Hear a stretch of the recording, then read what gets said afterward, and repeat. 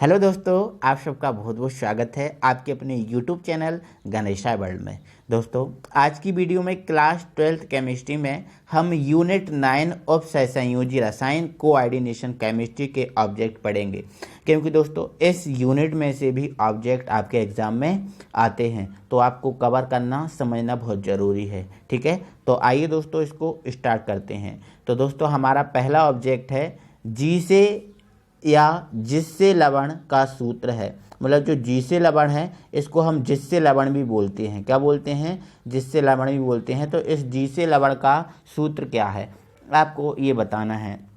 तो दोस्तों जो जी से या जिससे लवण होता है इसका जो सूत्र होता है वो होता है K प्लस PtCl3C2H4।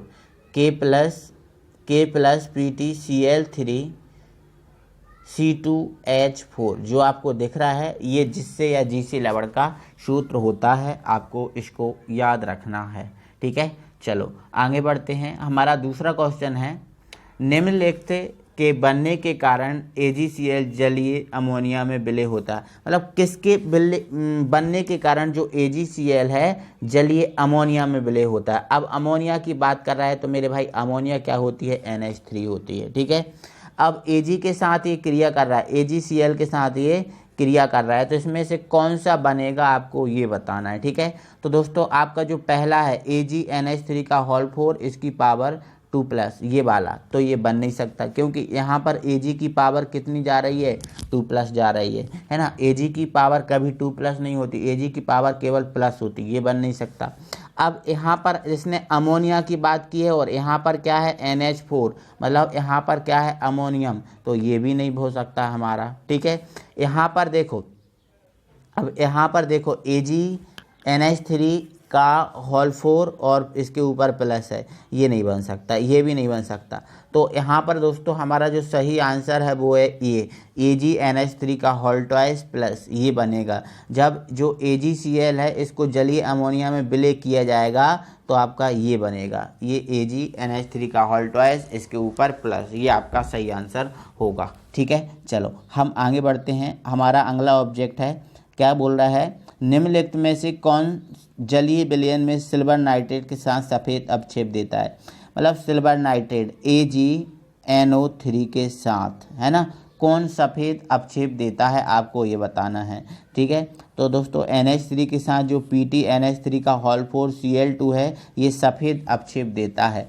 तो हमारा फोर्थ क्वेश्चन है दोस्तों Fe4 बड़ा ब्रैकेट Fe छोटा ब्रैकेट Cn का होल 6 और बड़े ब्रैकेट की पावर जो है ना होल 3 लगा है। ठीक है, बेस पे लगा है होल 3।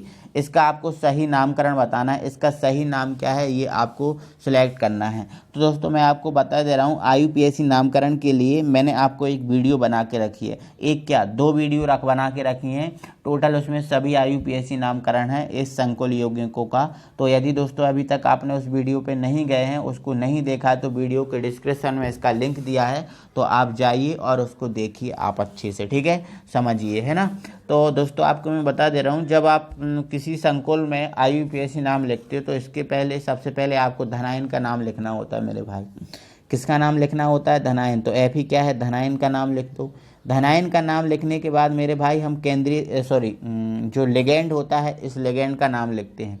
तो यहाँ पर लिगेंड क्या है? Cn है, तो 2 नंबर इसको लिया जाएगा। ठीक है, इसके बाद लिगेंड का नाम लिखने के बाद मेरे भाई हम जो धातु परमाणु होता है, क्या होता है? धातु परमाणु होता है, उस धातु परमाणु का नाम लिखते हैं। ठीक है, तो ये हमारा क्रम है, पहले हम धनायन का नाम लिखेंगे, इसके बाद लिगेंड का नाम लिखेंगे और इसके बाद हम धातु परमाणु का नाम लिखते हैं। ऐसे हम IUPAC नामकरण करते हैं। ठीक है, तो दोस्तों इसमें हमें ऑक्सीकरण अवस्था को निकालने की ज़रूरत भी होती है, तो उस ऑक्सीकरण अवस्था को आपको निकालना है। तो पहले मैं ऑक्सीकरण अवस्था आपको निकालना बता दे रहा हूँ। ठीक है, अब आपको किसकी निकालनी है वो आपको याद रखना है। ठीक है, तो यदि आपको देखो इस Fe की ऑक्सीकरण अवस्था का पता करना है तो यहाँ पर Fe की ऑक्सीकरण अवस्था तो 3 प्रदर्शित हो रही है। क्यों हो रही है 3 प्रदर्शित? क्योंकि देखो यहाँ पर होल पावर में क्या लगा है? 3 लगा है। होल पावर में 3 लगा है मतलब ये 3 किसका है? Fe का है।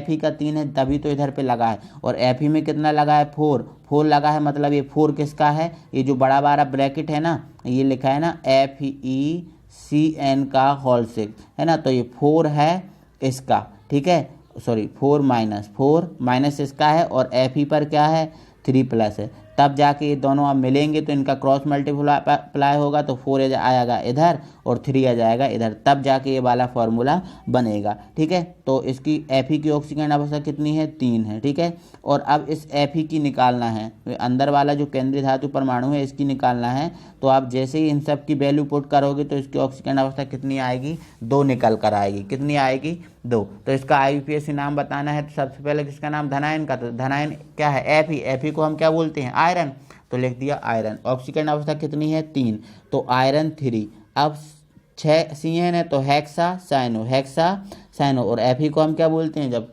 केंद्रीय धातु धनायन का काम करता है या केंद्रीय धातु परमाणु का काम करता है जब Fe, तो इसको हम बोलते हैं फेरेट, है ना, क्या बोलते हैं फेरेट या फेरम भी बोलते हैं, ठीक है। तो इसका जो IUPAC नाम हो जाएगा iron 3 hexacyanoferrate second, ये इसका सही IUPAC नाम होगा, ठीक है। चलो आगे बढ़ते हैं। हमारा अगला क्वेश्चन है, निम्नलिखित में से कौन से संकुल में धातु की ऑक्सीकरण अवस्था शून्य है। मतलब आपको ये संकुल दे के रखे हैं, इसमें कौन से संकुल की ऑक्सीकरण अवस्था है जो वो शून्य है, वो आपको बताना है, ठीक है।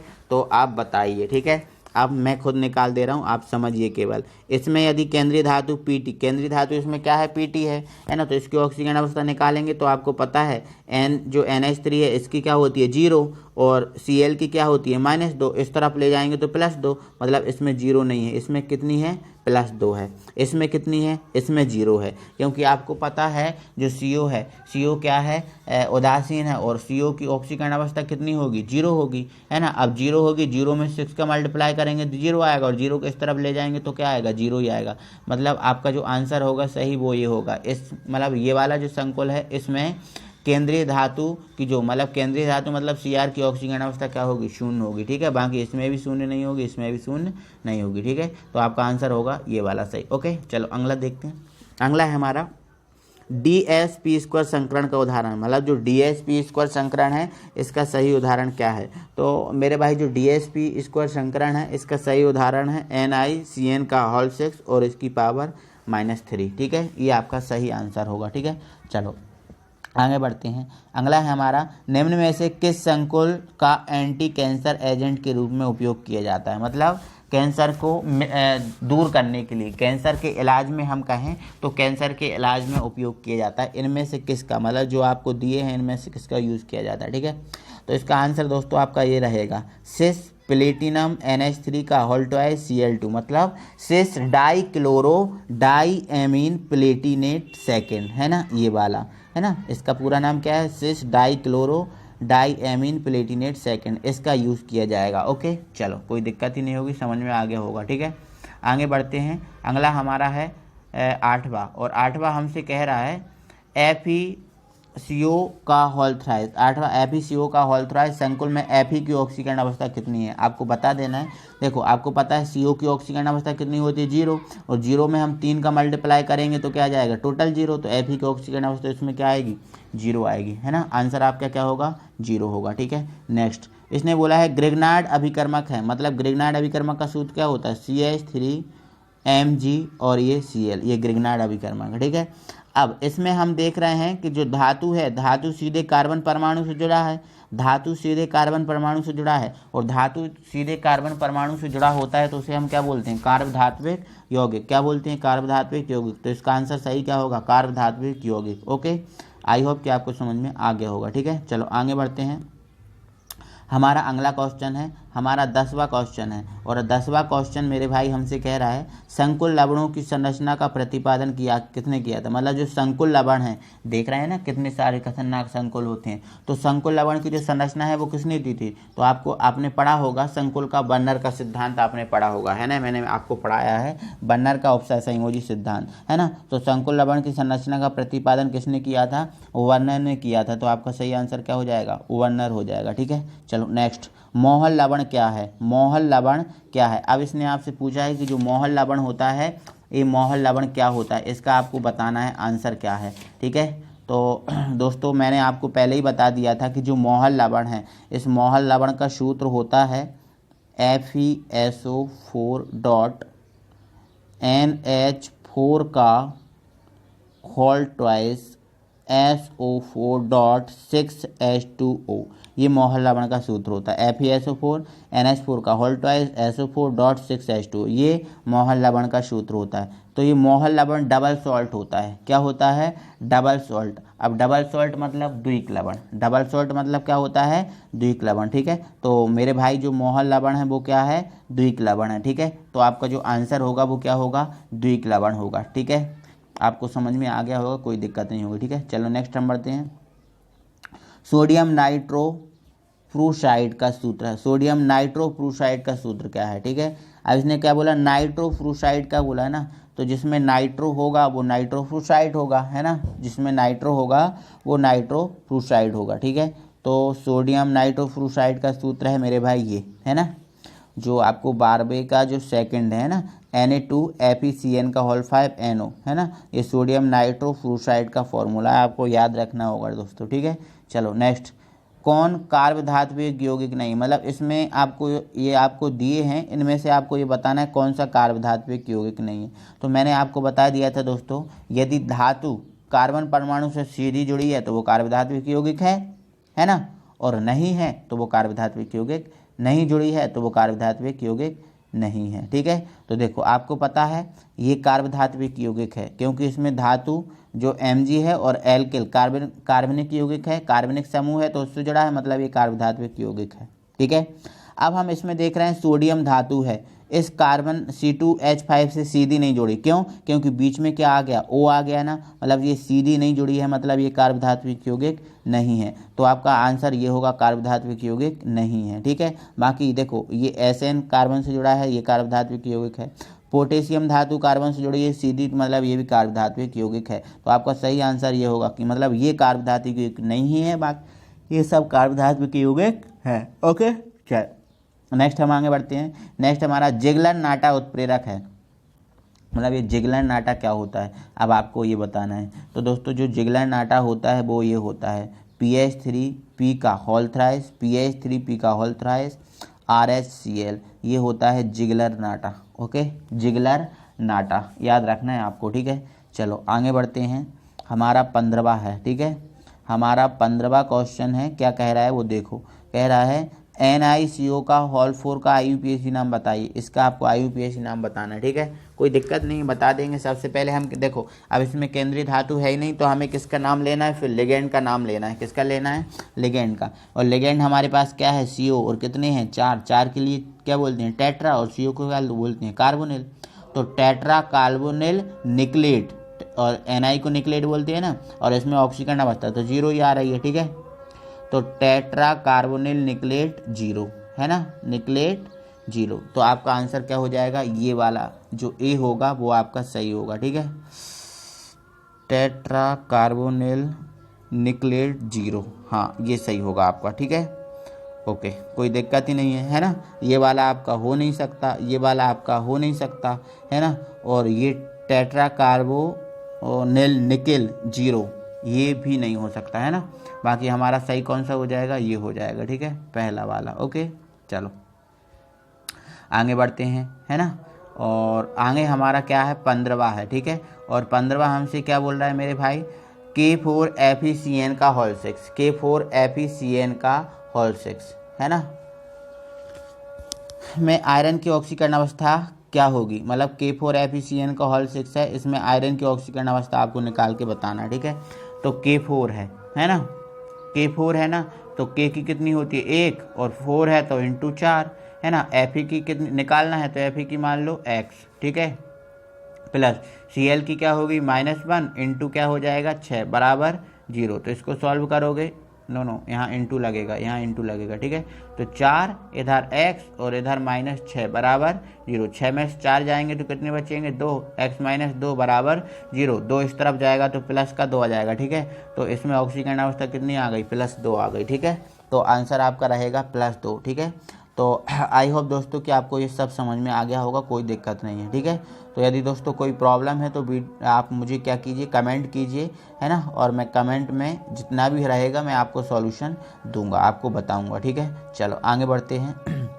हमारा पहला, अब हम रिक्त स्थान पे आ गए हैं मेरे भाई, है ना। तो हमारा पहला रिक्त स्थान है वो क्या बोल रहा है, ठीक है। चलो हमने देखो सिस PTNH3 का होल्टवाइज Cl2 संकुल का खाली स्थान एजेंट के रूप में उपयोग किया जाता है। तो ये हमने आपको अभी बताया, अभी हमने बोला ना एंटी कैंसर का एग्जाम्पल में देखा था, है ना। तो इसका जो आंसर रहेगा वो क्या रहेगा, एंटी कैंसर, मतलब जो आपका सिस प्लेटिनम NH3 का होल्टवाइज Cl2 संकुल का उपयोग एंटी कैंसर के एजेंट के रूप में किया जाता है, ठीक है। तो आंसर क्या आ जाएगा आपका, एंटी कैंसर, ठीक है। चलो नेक्स्ट है हमारा, सेकंड है हमारा हीमोग्लोबिन आयरन का खाली स्थान यौगिक है। मतलब जो हीमोग्लोबिन है आयरन का कौन सा यौगिक है, आपको ही बताना है, ठीक है। तो जो हीमोग्लोबिन है आयरन का कौन सा यौगिक है, संकुल यौगिक है, ठीक है। जो हीमोग्लोबिन है आयरन का कौन सा यौगिक है, संकुल यौगिक है, संकुल। यहाँ पर आपको क्या लिखना है, संकुल। हीमोग्लोबिन आयरन का संकुल यौगिक है, ठीक है, आपको याद रखना है इधर, ठीक है। चलो नेक्स्ट है हमारा, नेक्स्ट है हमारा थर्ड, ज्यामिति समयावता खाली स्थान तथा खाली स्थान संकुलों दोनों में पाई जाती है। खाली स्थान तथा खाली स्थान संकुल दोनों में पाई, मतलब जो ज्यामितीय समावयवता है वो किस किस में पाई जाती है, ठीक है। तो मेरे भाई आपको याद रखना है, जो ज्यामितीय समावयवता है वो चतुष्फल की यौगिक, कौन सी यौगिक, चतुष्फल की यौगिक और अष्टफल की यौगिक, है ना, और अष्टफल की यौगिक दोनों में पाई जाती है, ठीक है। तो यहाँ पर आपको लिखना है चतुष्फल की और यहाँ पर लिखना है अष्टफल की, ठीक है। तो ध्यान रखना, ज्यामितीय समयावता चतुष्फल की और अष्टफल की संकुल दोनों में पाई जाती है, ठीक है। तो क्लियर हो गया होगा आपको। आगे हम बढ़ते हैं, अगला है मेरे भाई, अगला हमारा है, ठीक है, ओके, इसको नीचे करते हैं। हाँ, अगला हमारा है मेरे भाई डाई एथिल जिंक, मतलब इसने बोला है C2H5 का होल्टवाइज, C2H5 का होल्टवाइज और Zn, ये हमारा डाई एथिल जिंक है। डाई एथिल जिंक एक खाली स्थान यौगिक है। तो आपको पता है जो धातु है, धातु कार्बन से सीधी जुड़ी है, मतलब ये क्या है, कार्बधात्विक यौगिक है। मतलब जो डाई एथिल जिंक है वो क्या है, कार्बधात्विक यौगिक। तो आपका इसमें सही आंसर क्या हो जाएगा, कार्बधात्विक यौगिक। डाई एथिल जिंक एक कार्बधात्विक यौगिक है। आंसर आपका क्या होगा, कार्बधात्विक यौगिक। एनी प्रॉब्लम, आपको बहुत अच्छे समझ में आ गया होगा, कोई प्रॉब्लम नहीं होगी, ठीक है। चलो आगे बढ़ो।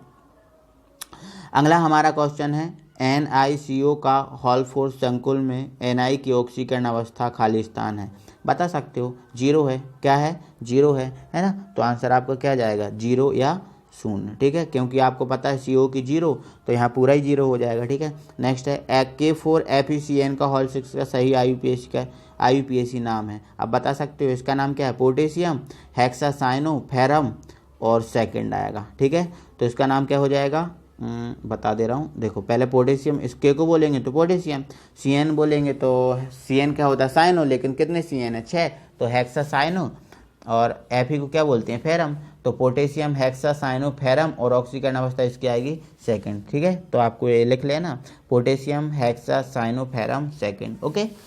चलो आगे बढ़ते हैं, अगला है हमारा COEDTA। CO मतलब ये कोबाल्ट है। यहाँ पर देखो, जब CO लिगेंड के रूप में प्रयोग किया जाएगा तो इसे हम बोलते हैं कार्बोनिल, और जब CO केंद्रीय धातु परमाणु के रूप में उपयोग किया जाता है तो इसे बोलते हैं कोबाल्ट, ठीक है। तो ये कोबाल्ट है, EDTA, इसकी होल पावर माइनस है ना। में कोबाल्ट की ऑक्सीकरण अवस्था कितनी है ना, हमें इसमें किसकी ऑक्सीकरण अवस्था बताना है, कोबाल्ट की ऑक्सीकरण अवस्था बताना है कि कोबाल्ट की ऑक्सीकरण अवस्था कितनी है। ये हमारा 7वें का आंसर है मेरे भाई, ठीक है। तो यहाँ पर आपको पता ही है मेरे भाई, जो CO है ना, सॉरी EDTA है, क्या है, EDTA। इस EDTA पे टोटल 4 माइनस होते हैं, कितने माइनस होते हैं, 4 माइनस होते हैं। तो इसकी ऑक्सीकरण अवस्था निकालेंगे तो CO की मान लो X, अब EDTA पे 4 माइनस होते हैं तो इसकी ऑक्सीकरण अवस्था कितनी होगी, -4, है ना। अब इसमें क्या है, बराबर में क्या, इसके ऊपर माइनस लगाया तो बराबर में क्या होगा, माइनस। अब 4 इस तरफ जाएगा तो प्लस का हो जाएगा, और ये माइनस का है, ये माइनस का 1 है ही, तो प्लस के 4 में से माइनस का बन जाएगा तो +3 आएगा ना, क्या आएगा, +3। तो यहाँ पर ऑक्सीकरण अवस्था इसकी कितनी आ रही है, +3 आएगी, ठीक है। यहाँ पर आ जाएगा +3, ठीक है। अगला di bromo di chloro tri aquo chromium का संरचनात्मक सूत्र लिखो, है ना। मतलब cis di bromo chloro tri aquo chromium का संरचनात्मक सूत्र लिखिए, आपको ये बताना है, ठीक है। तो कोई दिक्कत नहीं है मेरे भाई, आप बता दोगे। इसने क्या बोला, डाइब्रोमो, मतलब Br आप कितने लिख दो, 2 लिख दो, ठीक है। डाइब्रोमो बोला। उसने क्या बोला फिर, क्लोरो, क्लोरो मतलब Cl, तो ये Cl लिख दो। फिर क्या उसने बोला, ट्राई एक्वो, ट्राई एक्वो मतलब ट्राई एक्वा मतलब H2, एक्वा किसको बोलते हैं हम, H2O को, तो H2O किसने बोला, उसने ट्राई मतलब 3, है ना। और क्रोमियम, क्रोमियम मतलब Cr, है ना। का संरचनात्मक सूत्र क्या है, तो बस बन गया, ये तो संरचनात्मक सूत्र है इसका, ठीक है। ये इसका संरचनात्मक सूत्र है ये वाला, ठीक है। Cr H2O का होल थ्राइस Br2 और Cl, ये इसका संरचनात्मक सूत्र है ना। और इसने बोला सिस, तो आगे आप लगा देना सिस, ठीक है। आपका ये फार्मूला बन गया, तो कोई दिक्कत ही नहीं है, ठीक है। नेक्स्ट, प्रस्फुट रोधी कार्बधात्विक यौगिक का सूत्र, है ना। जो प्रस्फुट रोधी कार्बधात्विक यौगिक के रूप में किया जाता है उपयोग, उसका सूत्र बताओ। तो दोस्तों लेड टेट्रा एथिल, मतलब टेट्रा एथिल लेड, ऐसा ही बोल सकते हैं, है ना। तो इसमें C2H5 और ये Pb, ठीक है। तो टेट्रा एथिल, 4 एथिल है ना, तो टेट्रा एथिल लेड, ये हमारा प्रस्फुटरोधी कार्बधात्विक यौगिक है ना। तो ये 90 का आंसर है। प्रस्फुटरोधी कार्बधात्विक यौगिक का सूत्र क्या है, C2H5 का होल 4 Pb, है ना, टेट्रा एथिल लेड। ओके, आप समझ ही गए होगे, कोई दिक्कत नहीं है, ठीक है। चलो नेक्स्ट है हमारा COFe का होल 6 की जो पावर है 3- है, एक खाली स्थान चक्रण संकुल है। कौन सा चक्रण संकुलन है, तो ये इसमें उच्च चक्रण संकुल यौगिक है ना। तो यहाँ पर आपको क्या लिखना है, उच्च चक्रण संकुल यौगिक है, ठीक है। चलो नेक्स्ट हम आगे देखते हैं। EDTA क्या है हमारा, EDTA, एक मिनट, हाँ, EDTA खाली स्थान लिगेंड है। EDTA क्या है, षटदंतुर लिगेंड, है ना।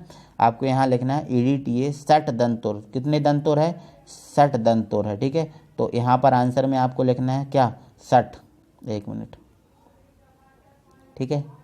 हाँ, तो यहाँ पर आपको क्या लिखना है, षटदंतुर लिगेंड है, ठीक है। चलो अगला है हमारा 13वां, CONH3 का होल 4 Cl2 और बाहर Cl संकुल द्वारा जल में दिए गए कुल आयनों की संख्या कितनी है, मतलब ये जल में कितने आयन देगा आपको ये बताना है, ठीक है।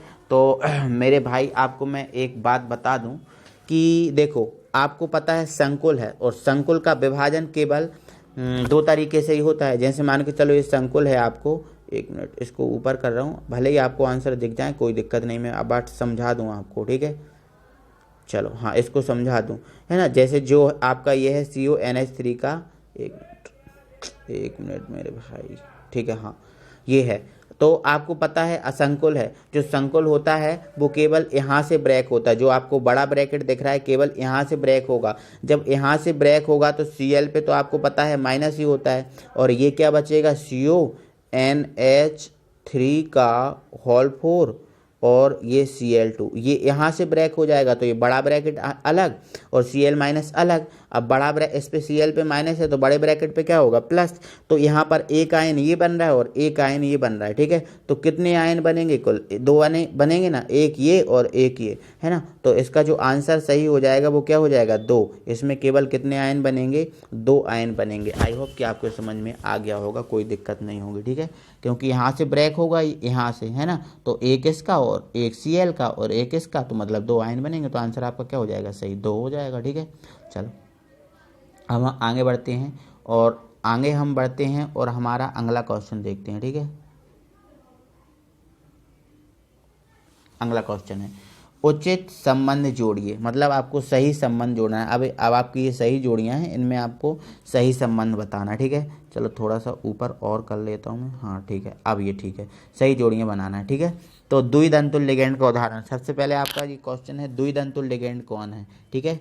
तो द्विदंतुल लिगेंड का आपको उदाहरण देना है, क्या है, तो द्विदंतुर मतलब 2 अणु जो दान करेगा उसे द्विदंतुर। आपको देखो यहाँ पर लिखा है ना C2O माइनस का होल ट्वाइस, मतलब यहाँ पर C2O माइनस, एक माइनस है ना, और ये कितने लगे हैं, 2, मतलब ये 2 अणु देगा, मतलब एक देगा, लेकिन 2 हैं तो 2 देगा, एक देगा लेकिन 2 हैं तो 2 देगा, मतलब ये द्विदंतुल लिगेंड का उदाहरण है, ठीक है।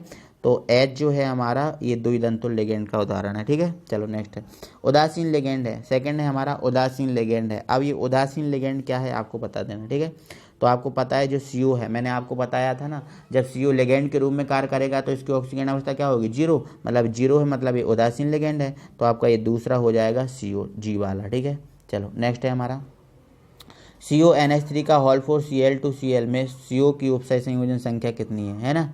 यहाँ पर CO की उपसय संयोजन संख्या कितनी है, 3 है। कितनी है, 3 है ना। तो आपका आंसर क्या हो जाएगा, 3 है ना। चलो, तो आपका जो तीसरे का क्या होगा, 3 नो हाँ 3 CO की उपसय संयोजन संख्या कितनी है, मतलब यहाँ CO की उपसय संयोजन संख्या निकालना है। ठीक है, तो आपको पता है NH3 तो क्या है, उदासीन है। NH3 क्या है, उदासीन होता है। NH3 उदासीन, तो यहाँ 0 ही रहेगी। अब Cl की कितनी होती है, -2 और Cl की -1, तो -2 और -1 जुड़ेंगे तो -3 और -3 इस तरफ आएगा तो क्या आ जाएगा, +3 आएगा। लेकिन इसमें +3 वाला एक अकेला ऑप्शन कुछ नहीं दिया, इसमें कितना दिया है, 6, तो ये 6 गलत है। आपका आंसर क्या आएगा, +3 आएगा। क्या आएगा, +3 आएगा। ठीक है, तो इसमें +3 ऑक्सीकरण अवस्था है। ठीक है, तो तीसरा आप इसको दे देंगे। ठीक है, नेक्स्ट है उभयधर्मी लिगेंड है। अब इसने बोला उभयधर्मी, उभयधर्मी मतलब इसमें प्लस भी होता है और माइनस भी होता है, उसे बोलते हैं उभयधर्मी। तो उभयधर्मी लिगेंड कौन है, आपको ये आंसर बताना है। ये हमारा क्या है, 4th है। ठीक है,